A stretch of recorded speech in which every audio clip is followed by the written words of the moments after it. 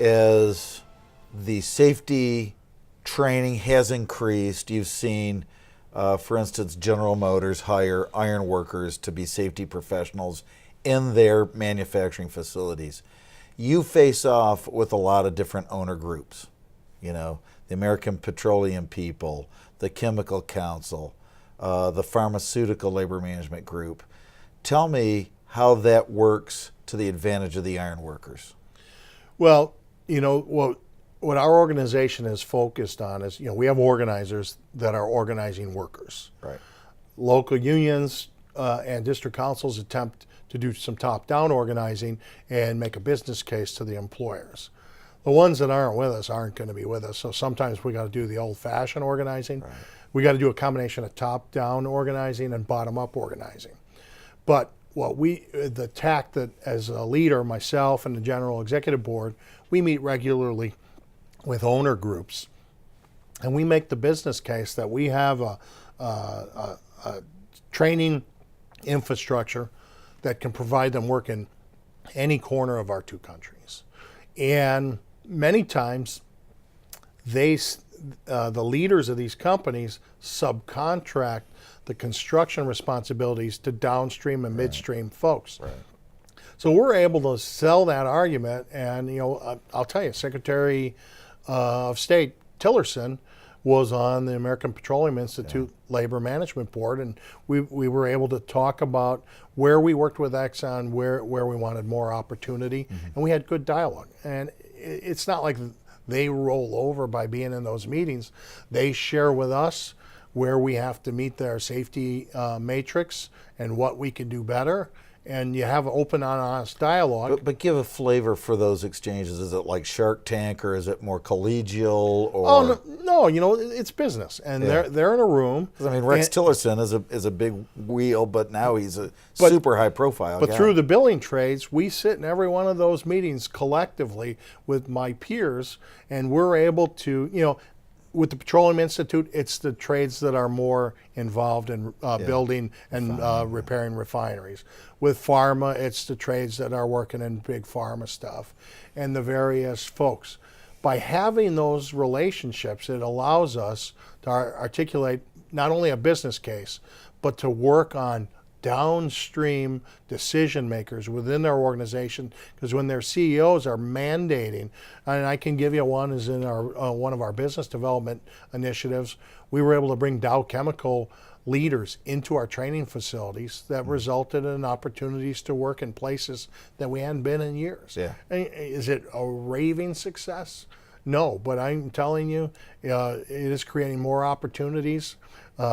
Southern Company, I sit on the labor management with the largest power producer in this country. Tennessee Valley, we meet regularly with CEOs and the downstream folks that are decision makers. AP. All the automakers. Does it ever surprise you, or does it come up at the ignorance of what we do to them? So, they're not intimate with what we do every day. Does that ever catch you off guard? Those upper level folks are working on the bottom line, the expansion. They're not doing construction procurement. So some of this is part educational, and part of it is like what you said, a collegial discussion about what our union has to offer and where we've met with resistance, and who in the midstream of procuring the construction services is either leaving us out of the bid specifications or just not including us. And oftentimes we ask for that one-time shot, and we need to capitalize on that when we get a successful trial. How often in those forum are you advocating for our contractors? I can't. The local union just can't send a bunch of workers.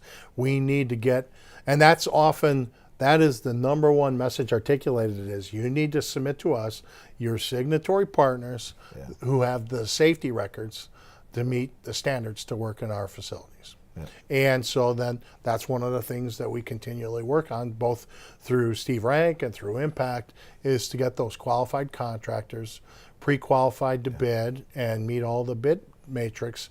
But a lot of that is ongoing dialogue and continuing messaging. I got to throw some kudos.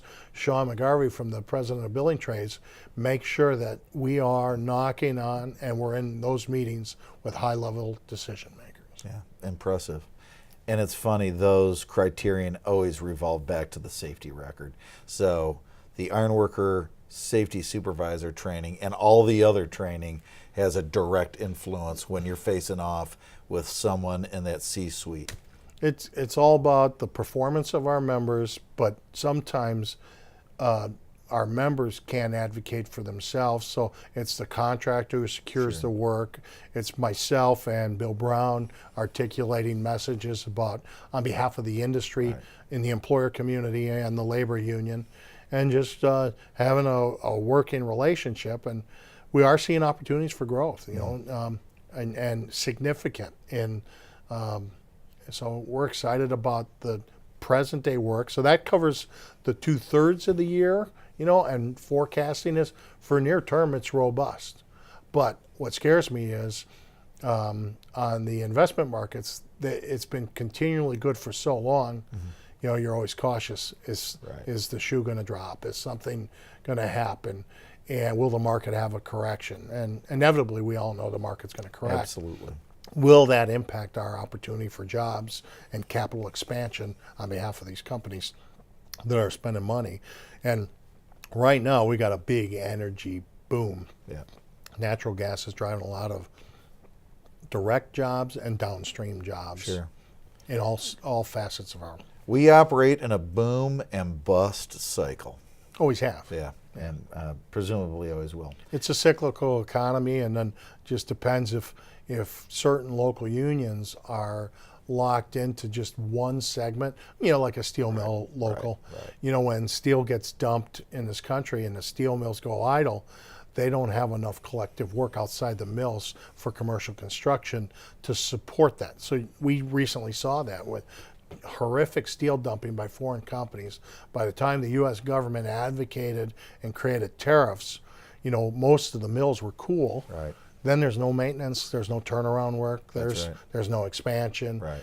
And so our members say, well, what does steel dumping impact me? Well, if you work in a steel mill local, Absolutely. it impacts you greatly. Yeah. And they had to go seek work elsewhere and boom out just to bring fringe benefits and wages back to their family.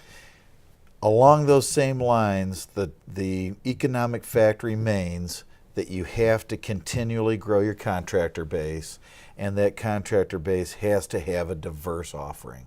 So, you know, it can't be just industrial maintenance. It can't just be commercial construction.